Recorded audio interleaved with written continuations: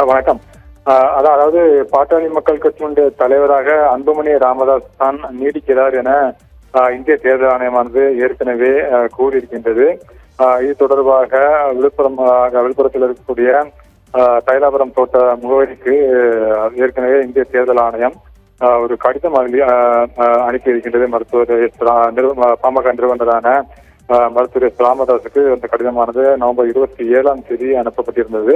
அந்த கடிதத்தில் தான் அன்புமணியுடைய பதவிக்காலம் ஏற்கனவே 28/5/2025 அன்று முடிவடைந்து விட்டதாகவும் அதனைத் தொடர்ந்து மருத்துவர் எஸ். ராமதாஸ் 30/5/2025 முதல் கட்சியினுடைய தலைவராக தேர்ந்தெடுக்கப்பட்டிருப்பதாகவும் கூறப்பட்டிருந்ததாக தேர்தல் ஆணையத்துக்கு கடிதங்கள் வந்ததாக குறிப்பிடப்பட்டிருந்தது. தேர்தல் ஆணையம் குறிப்பிட்டிருந்தது.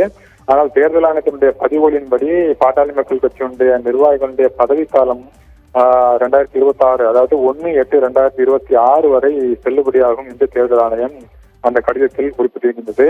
அதன் அடிப்படையில் அன்புமணி ராமதாஸ் தான் கட்சியின் தலைவராக இருக்கின்றார் என்றும் தேர்தல் ஆணையம் குறிப்பிட்டிருந்தது.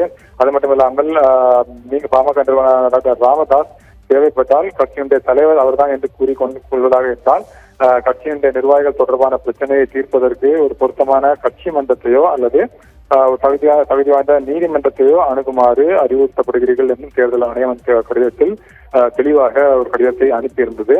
இந்த நிலையில்தான் பாமக தலைவர் அன்புமணி ராமதாஸ் தேர்தல் ஆணையத்தில் போலி ஆவணங்கள் குறித்து மோசடி செய்ததாக அவர்கள் மருத்துவர் ராமதாஸ் தரப்பில் தெரிவிக்கப்பட்டிருந்தது. பாமக நிறுவனர் ராமதாஸ் தரப்பில் தெரிவிக்கப்பட்டிருந்தது. இதனைத் தொடர்ந்து தற்பொழுது அவர்கள் டெல்லி உயர்நீதிமன்றத்தில் பாமக ராமதாஸ் தரப்பில் நிறுவனர் ராமதாஸ் தரப்பில் மனுவானது தாக்கல் செய்யப்பட்டிருக்கின்றது.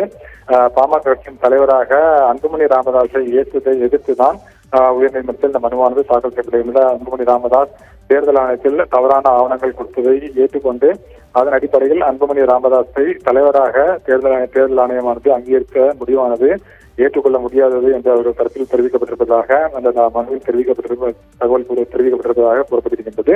இதனைத் தொடர்ந்து இந்த வழக்கானது டிசம்பர் 4 டெல்லி உயர்நீதிமன்றத்தில் விசாரணைக்கு வரவிருப்பதாகவும் தகவல்கள் தெரிவிக்கப்பட்டிருக்கின்றது. தகவல்களுக்கு நன்றி மித்ரன்.